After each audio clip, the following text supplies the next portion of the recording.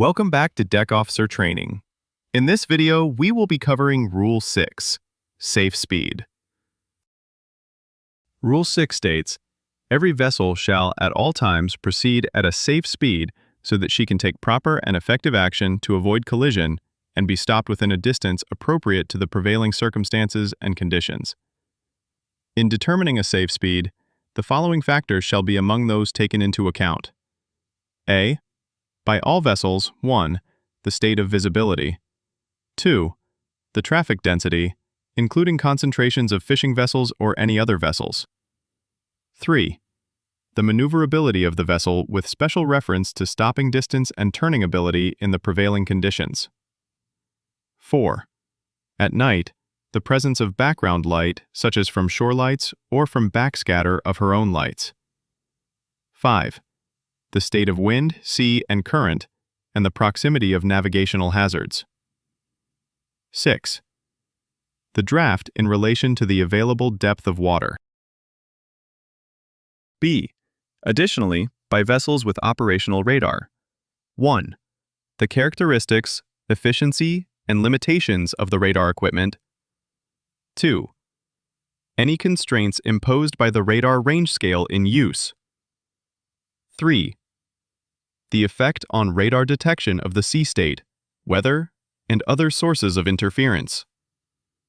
4. The possibility that small vessels, ice, and other floating objects may not be detected by radar at an adequate range. 5. The number, location, and movement of vessels detected by radar. 6. The more exact assessment of the visibility that may be possible when radar is used to determine the range of vessels or other objects in the vicinity. Let's go through the key points of this rule. Every vessel shall at all time. This rule applies to all vessels, effective day or night, good or bad weather. Proceed at a safe speed. Choose a speed that allows you to stay in control of your vessel, appropriate in the current conditions. Proper and effective action to avoid collision. You need sufficient time to react and avoid other vessels or dangers. This includes being able to turn, slow down, or stop if a risk appears. Stopped within a distance appropriate. You must be able to bring your vessel to a stop in a reasonable distance. Prevailing circumstances and conditions. The conditions you are currently experiencing. This may include fog or reduced visibility, heavy traffic, or strong wind and current. You must always travel slow enough to react in a timely manner, spot trouble, and stop if needed. Part A. By all vessels. Every vessel shall take the following factors into account when determining a safe speed. Visibility. Density of traffic. Maneuverability of the vessel. Presence of background lights. Weather. Wind, sea, current. Draft in relation to depth of water. You can use a mnemonic to help you remember. Very determined mariners learn with dedication. 1. The state of visibility. You must reduce your vessel's speed based on how far you can see. If you cannot see far, you might not notice another vessel or danger until it's too late. You have less time to react. You have less space to avoid a collision. In poor visibility, you must slow down to ensure you can take early action. You can safely stop your vessel within an appropriate distance. You avoid running into danger. If visibility is poor, reduce your speed. 2. The traffic density, including concentrations of fishing vessels or any other vessels. Traffic density refers to how many other vessels are in the area. Heavy traffic areas increase the risk of a collision. As traffic increase, your speed should decrease.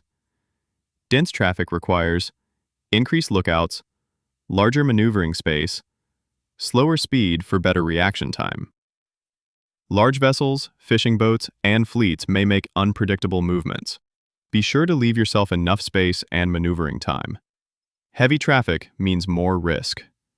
Adjust your speed so you can maneuver safely. 3. the maneuverability of the vessel, with special reference to stopping distance and turning ability in the prevailing conditions. How easily your ship can be controlled is based on two main factors. Stopping distance, how far your vessel moves before coming to a complete stop after you let off or apply reverse power. Turning ability, how quickly and tightly your vessel can alter its course. These factors are influenced by two more factors: your vessel's size, design, and load. The prevailing conditions, such as wind, waves, or current. If your vessel is large, heavy, or slow to turn, you should give yourself more time and space to avoid danger. 4. At night. The presence of background lights, such as from shore lights or from backscatter of her own lights. Shore lights can blend in with navigation lights of other vessels, buoys, or hazards. Backscatter refers to your own vessel's lights reflecting off parts of your ship or surroundings, making it harder to see beyond them. If you are in an area with a lot of light pollution, slow down and give yourself more time to identify lights. 5. The state of wind, sea, and current, and the proximity of navigational hazards. State of wind.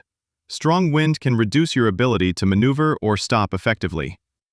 State of sea. Rough seas increase pitching and rolling, which can hide vessels and affect steering. State of current. Strong current reduces control and can carry your vessel towards hazards or other traffic. Proximity. The closer you are to a hazard, the more cautious you should be. Hazards can include rocks, reefs, shoals, buoys, and other obstructions. If you are near hazards or dealing with rough conditions, go slow enough to stay in control and avoid danger. The draft in relation to the available depth of water. Draft. Vertical distance from the waterline to the bottom of your vessel. A deeper draft means the vessel sits lower in the water. Available depth of water includes actual water depth, tide, swell, and seabed contours. If your draft is close to the available depth, your vessel is at risk of running aground. You have less room to maneuver safely. Your vessel will begin to experience squat. Small changes in the sea conditions can create danger. If your vessel is operating in shallow water, slow down to stay in control and reduce the risk of grounding. Part B.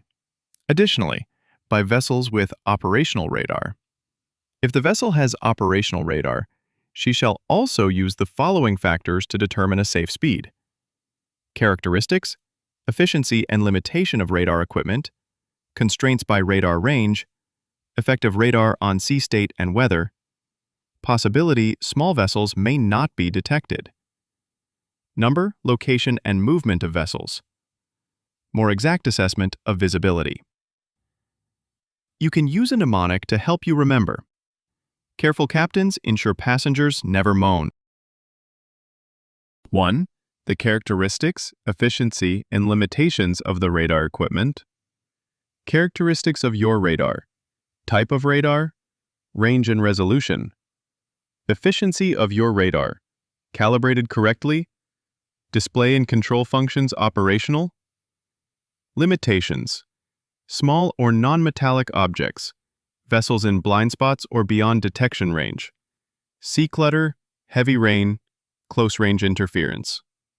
Radar is a powerful tool, but it has limitations. Adjust your speed based on how reliable your radar currently is. Any constraints imposed by the radar range scale in use. Radar range scale in use. Short range, 1 to 3 miles, shows lots of detail but not distant threats. Long range, 6 to 12 miles, show distant targets but nearby details may be missed. Switch between range scales or use multiple displays if possible and adjust your speed based on what you can safely detect. 3. The effect on radar detection of the sea state, weather, and other sources of interference. Sea state. Rough waves create sea clutter, which can mask small vessels or buoys.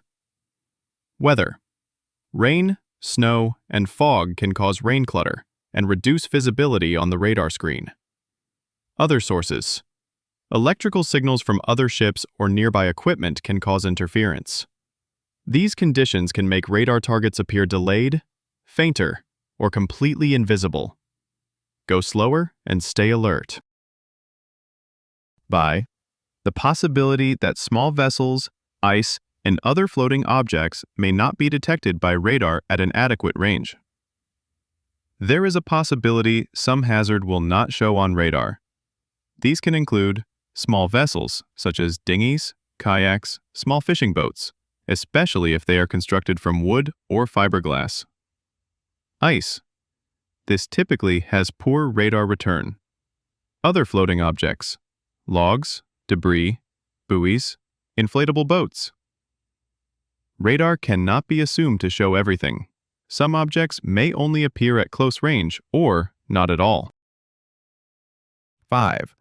The number, location, and movement of vessels detected by radar. Number. More vessels equals a higher collision risk. Location. Nearby or in a narrow channel equals a higher collision risk. Movement. Approaching or on a steady bearing equals a higher collision risk. A busy radar screen means you must stay alert, possibly reduce speed, be ready to take early action. 6. The more exact assessment of the visibility that may be possible when radar is used to determine the range of vessels or other objects in the vicinity. If radar picks up nearby objects but you cannot visually see it, visibility is potentially poor. You can use radar to estimate how far away visibility extends, detect objects earlier than sight or hearing, evaluate whether conditions are improving or getting worse. Remember, radar is there to assist, not replace lookout duties. If you suspect restricted visibility, slow down. Thank you for watching. Don't forget to subscribe and check out some of our other videos here.